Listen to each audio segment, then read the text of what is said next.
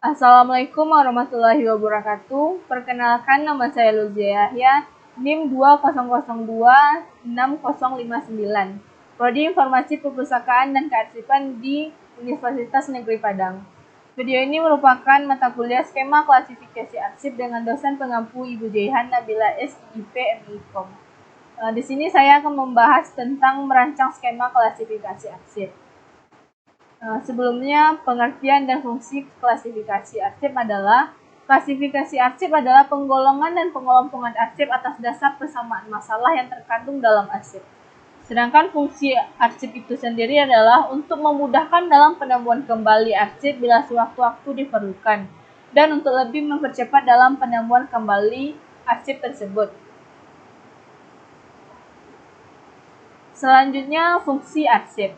Fungsi arsip menurut Pasal 2 Undang-Undang Nomor 7 Tahun 1971 dibedakan menjadi dua bagian, yaitu arsip dinamis dan arsip statis. Arsip dinamis adalah arsip yang diperlukan secara langsung dalam perencanaan, pelaksanaan, penyelenggaraan kehidupan kebangsaan pada umumnya atau dipergunakan secara langsung dalam penyelenggaraan administrasi negara.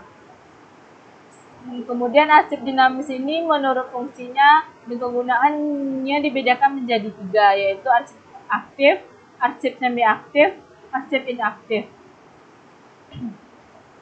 Yang kedua, arsip statis. Arsip statis yang tidak digunakan secara langsung untuk perencanaan, penyelenggaraan kehidupan kebangsaan pada umumnya maupun untuk penyelenggaraan sehari-hari administrasi negara. Singkatnya, dapat dikatakan bahwa arsip statis adalah arsip yang sudah tidak dipergunakan secara langsung dalam kehidupan perkantoran sehari-hari. Kemudian, klasifikasi terbagi dua bagian, yaitu fasilitatif dan substantif. Contoh dari fasilitatif adalah keuangan, kepegawaian, hukum, organisasi dan tata laksana, dan lain-lainnya. Kemudian substantif, contohnya yaitu pendidikan dasar dan menengah, pendidikan tinggi, pendidikan non-formal dan informal, kegrafikan, dan lain-lainnya.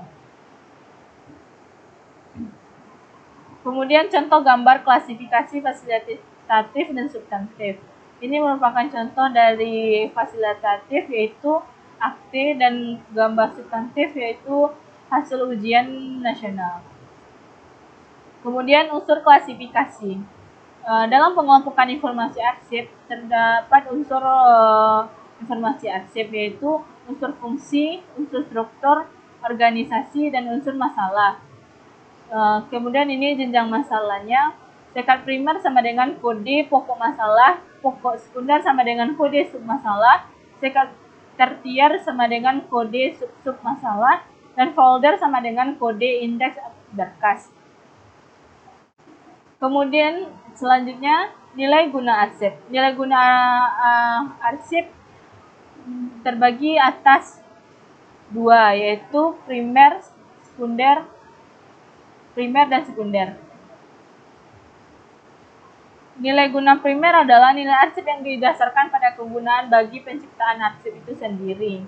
Nilai guna primer ini terdiri dari nilai guna administrasi, keuangan, hukum, dan ilmiah dan teknologi. Sedangkan nilai guna sekunder adalah nilai arsip yang didasarkan pada kegunaan bagi kepentingan perusahaan atau kepentingan umum di luar perusahaan. Contohnya itu nilai guna yaitu terdiri dari nilai guna kebuktian dan nilai guna informasional. Kemudian indeks arsip. Indeks arsip adalah tanda pengenal berkas atau judul berkas. Indeks ini berfungsi sebagai petunjuk keterangan yang penting dalam pekerjaan filing. Misalnya dapat menetapkan kode arsip. Tempat arsip disimpan menurut peralatan yang terkandung dalam arsip tersebut. Berikut ini contoh penulisan indeks dengan cara strike order dan indexing order. Sebelumnya Dr. Widian Aulia menjadi Widian Aulia Dokter. Sedangkan contoh penulisan indeks dengan cara indexing dengan Dr. Widian Aulia menjadi Aulia Widian Dokter. Kemudian indeks relatif dan daftar indeks. Perbedaan dan persamaan indeks relatif dan daftar indeks. Indeks relatif disusun dari skema klasifikasi arsip, sedangkan daftar indeks disusun dari indeks berkas yang ada dalam tempat. Indeks relatif diatur atas urutan abjad, sedangkan daftar indeks diatur atas urutan abjad. Indeks berrelatif subjek disertai kode, dan daftar indeksnya disertai kode juga.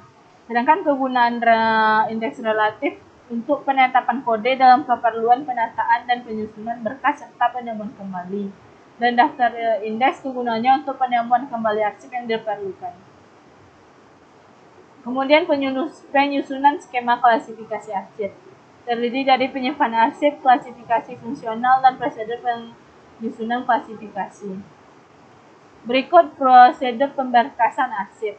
Yang pertama, pemeriksaan atau inspecting adalah kegiatan memeriksa arsip yang akan disimpan. Yang kedua, pengindeksan adalah kegiatan menetapkan kata tangkap dari arsip yang akan disimpan. Pengodean adalah kegiatan pemberian tanda kode yang mewakili arsip yang akan ditunjukkan pada tempat pas paling dalam file. Yang keempat, pembuatan tunjuk silang. Yang kelima, penyortiran. Yang keenam, pembuatan label. Dan yang ketujuh, pemberkasan atau filing atau sama dengan penyimpanan berkas, yaitu kegiatan memasukkan arsip ke dalam folder yang sesuai. Peralatan yang diperlukan dalam mengarsip yaitu filing kabinet, yang kedua roll opak atau rak bergerak, yang ketiga sekat guide, yang keempat folder, yang kelima label, dan yang keenam tanda keluar adalah alat yang dipergunakan untuk menandai adanya keluarnya arsip dari laci atau filing kabinet.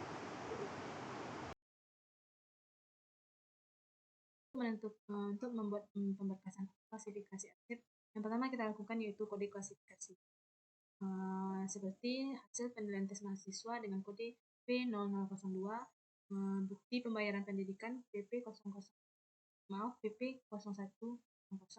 yang ketiga keringanan SPP KM0001, KTM KM0800, dan surat keputusan rektor HK0015. Nah, kode ini bisa kita lihat pada pola klasifikasi arsip di lingkungan pendidikan. Karena bisa kita sesuaikan dengan arsip kita yang ini, dan kita lihat kode atau pola yang sesuai dengan arsip yang ada pada kita. Selanjutnya, daftar indeks arsip. Yang pertama kita buat itu nama atau filming segment. Yang kedua, kolom indeks order. Yang ketiga, kode indeks. Pertama, Bank Rakyat Indonesia. Unit pertama rakyat, unit kedua Indonesia, unit ketiga bank. Jadi kode indeksnya RA. Nah, RA ini diambil dari kata dua huruf pertama dari kata rakyat. Yang kedua, Bank Negara Indonesia. Unit pertama negara, unit kedua Indonesia, unit ketiga bank. Dan kode indeksnya yaitu N. Dua huruf pertama kata negara. Begitu selanjutnya untuk menentukan kode indeks. Selanjutnya, pemberkasan arsip berdasarkan urutan. Setelah kita buat daftar daftar indeks arsip, selanjutnya kita buat pemberkasan arsip berdasarkan urutan. Dan tadi ada Bank Negara Indonesia dengan abjad B, yaitu KR0003. Kita urutkan saja berdasarkan abjad-abjad arsip ini. Dan kode klasifikasi ini kita lihat pada pola yang sudah disediakan tadi. Baiklah, di sini saya akan menunjukkan alat-alat yang diperlukan dalam mengarsip, yaitu map plastik atau map kertas. Map ini digunakan untuk menyimpan surat-surat atau dokumen penting. Kemudian map yang lebih besar untuk menyimpan kedua map yang sudah kita beri kode atau indeks, ini kita satukan dalam satu map yang lebih besar. Kemudian label ini digunakan untuk pemberian kode pada maps yang akan kita arsipkan.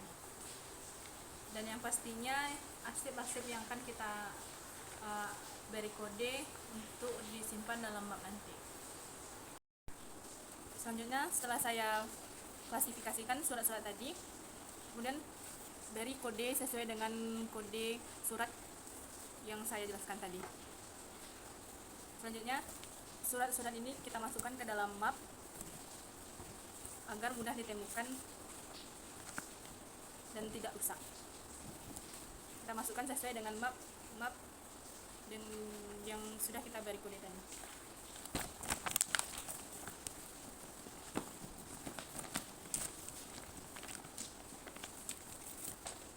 Seperti ini, saya sudah beri kode map ini.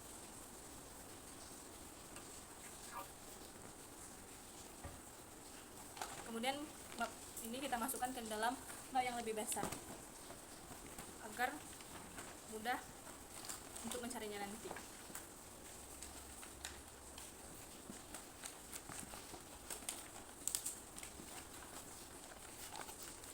Kemudian barulah kita kasih map yang lebih besar ini label. Baiklah, saya akan menjelaskan bagaimana cara membuat daftar isi berkas. Yang pertama kita buat kolom nomor berkas, nomor arsip, kode klasifikasi arsip, uraian arsip, jumlah, dan keterangan.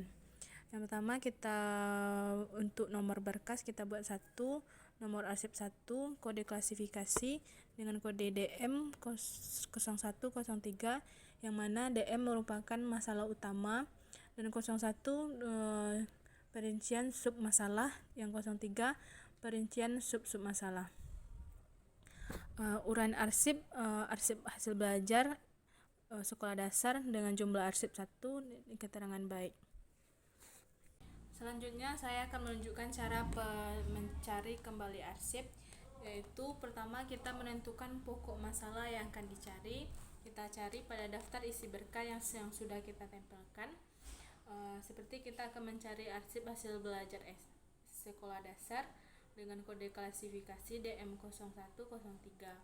Kemudian kita lihat pada kita ambil pada map yang sesuai dengan kode yang kita cari. Barulah kita ambil seperti ini kode yang saya buat. Barulah kita ambil arsip yang kita perlukan, yaitu DM0103. Sekian penjelasan dari saya. Apabila ada kesalahan dan keliruan saya mohon maaf. Assalamualaikum warahmatullahi wabarakatuh.